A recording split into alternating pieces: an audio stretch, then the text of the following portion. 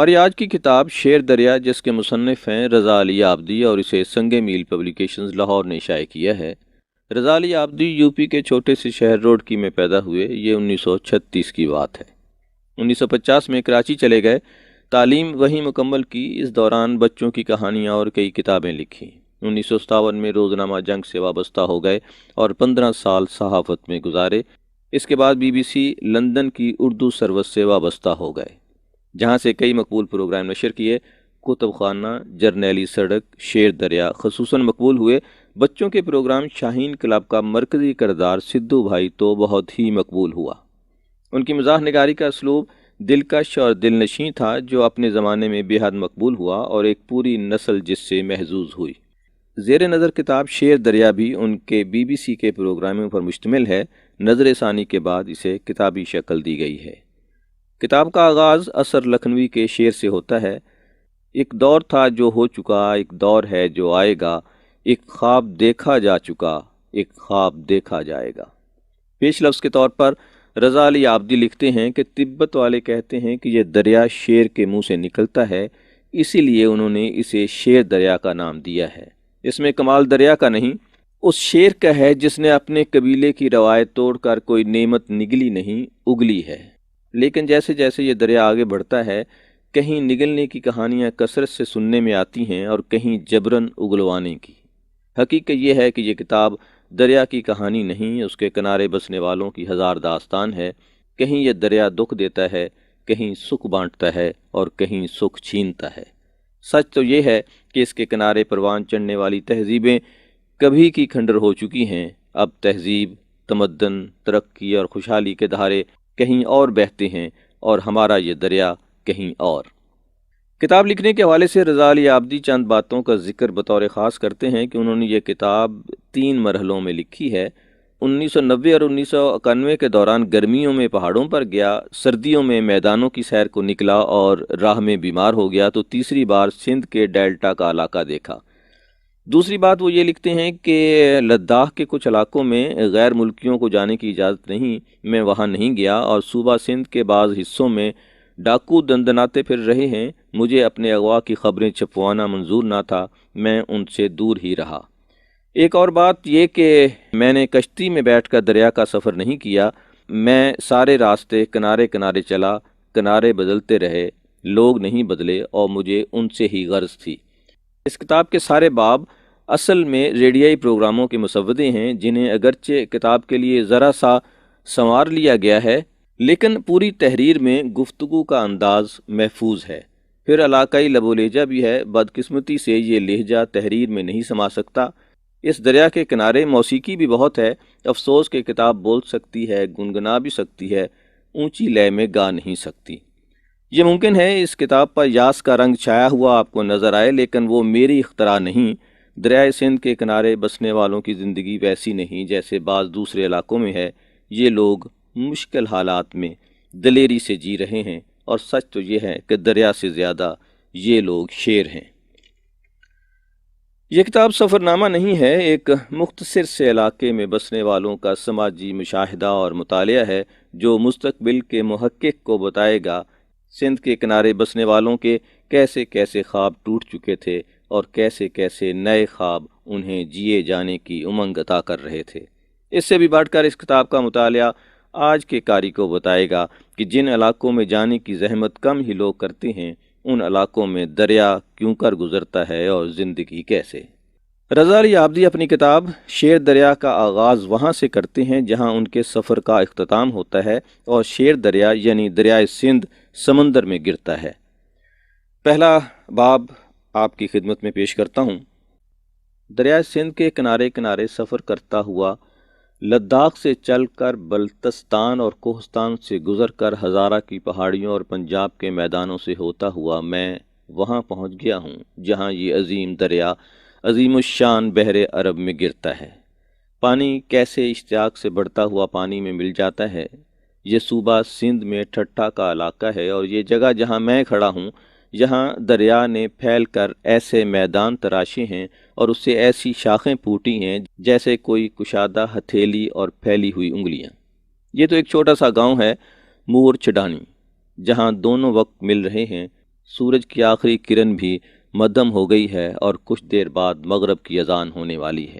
اس وقت مجھے وہاں 1500 میل دور 12,000 فٹ کی بلندی پر لداخ میں بدھوں کی وہ خانقاہ یاد آ رہی ہے جہاں میں سورج کی پہلی کرن کے ساتھ پہنچا تھا تو کم سن بچے اور بدھ راہب صبح کی عبادت میں مصروف تھے۔ استاد آنکھیں موندے بیٹھے تھے، چھوٹے بڑے شاگرد دو زانو تھے، تھوڑی سی بھاری بھرکم اور بہت سی سریلی آوازیں ایک ساتھ بلند ہو رہی تھیں۔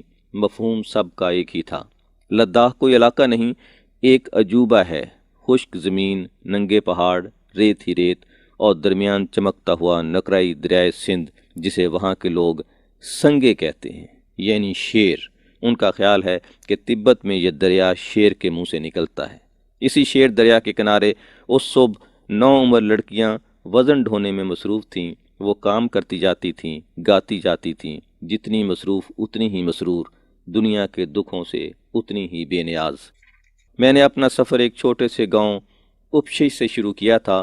غیر ملکیوں کو ہندوستانی فوج اس سے آگے نہیں جانے دیتی۔ وہاں اپشی میں چھوٹے سے دریا کے کنارے میں نے بھیڑیں چرانے والے کا نغمہ سنا تھا۔ ایک کنارے پر چرواہا کوئی قدیم گیت گا رہا تھا، دوسرے کنارے پر فوجی ٹینک جدید گولے داغنے کی مشق کر رہے تھے۔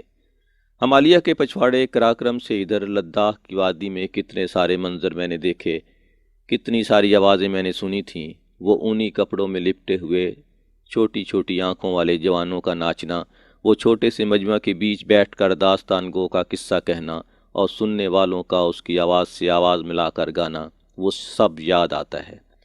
لداخ کے صدر مقام لیا سے جب میں چلا تھا تو وہاں کتنا امن اور کتنا سکون تھا، نہ فساد، نہ خون ریزی، نہ قتل و غارت اور نہ جرائم۔ مگر مجھے وہاں سے لوٹے چند ہفتے گزرے تھے کہ خبر ملی کہ یہ لعنت وہاں بھی پہنچ گئی ہے اور لوگ ایک دوسرے کو مار رہے ہیں۔ یہ خبر سنی تو مجھے لیا کا وہ نوجوان بہت یاد آیا جو اس روز دریا کے پل پر بیٹھا بنسی بجا رہا تھا، چین کی بنسی۔ میں لداخ کے چھوٹے سے شہر کھل سے پہنچا، اس سے آگے فوج تھی اور اس سے آگے سیاچن کی لڑائی تھی۔ وہاں سے اسکردو ذرا دیر کا راستہ تھا مگر ادھر جانے کی اجازت نہیں، لہٰذا کسی دوسرے اور بہت لمبے راستے سے مجھے اسکردو پہنچنے میں کئی روز لگ گئے۔ تنگ وادیوں میں شور مچاتا سر پٹکتا دریائے سندھ اسکردو میں آ کر یوں پھیل گیا جیسے تھک کر گرم دھوپ میں لیٹ رہا ہو۔ بلتستان کے انداز بالکل جدا تھے۔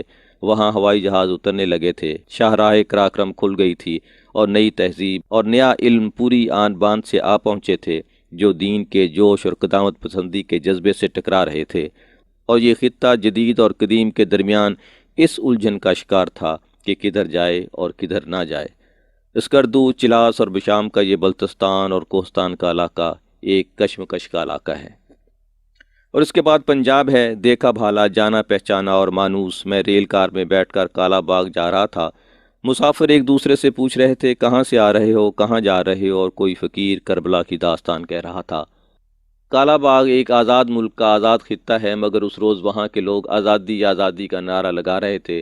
ان کو شکایت تھی کہ جاگیرداری کے پنجے اب تک ان کی رگے جاں میں پیوست ہیں اور کوئی انہیں ظلم سے نجات دلانے کے لیے تیار نہیں۔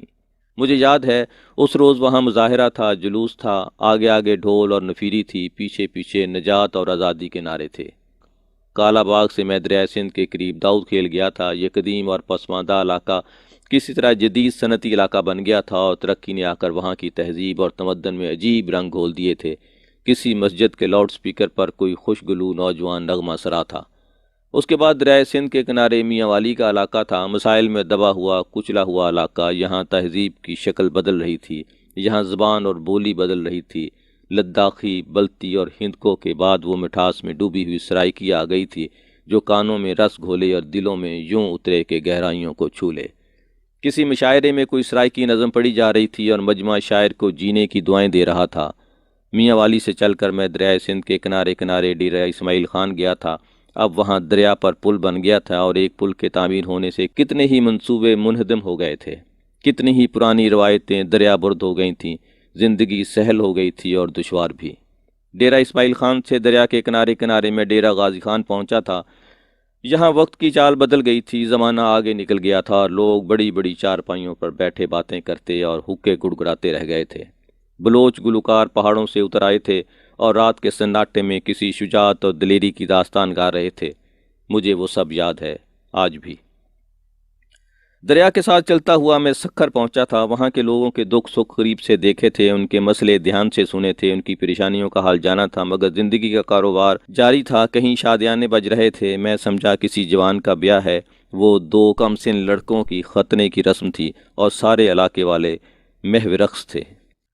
سکھر سے اس عظیم دریا کے کنارے کنارے میں لاڑکانہ گیا۔ فضا میں خوف بھر گیا تھا اور دلوں میں اندیشے۔ اس کے بعد راہ میں موجو داڑو آ گیا۔ میں نے زندہ شہروں میں موت اور مردہ بستیوں میں زندگی کے قدموں کی چاپ سنی۔ دریا ان سب سے بے نیاز بڑھتا بڑھتا حضرت شہباز قلندر کی قدم بوسی کے لیے سیون جا پہنچا۔ سیون شریف کی اونچی گلیوں سے گزر کر میں حیدرآباد کی ریشم گلی میں پہنچا۔ کیسا محبتوں کا شہر تھا، کیسی نفرتوں نے اس میں گھر کر لیا۔ اس روز بھی وہاں گولی چلی تھی اور 2 بچے مر گئے تھے۔ ریشم گلی میں سناٹا تھا، بس ایک مکان کے برآمدے میں بیٹھا ایک تنہا لڑکا خود سے کھیل رہا تھا۔ اس کا نام نانک تھا۔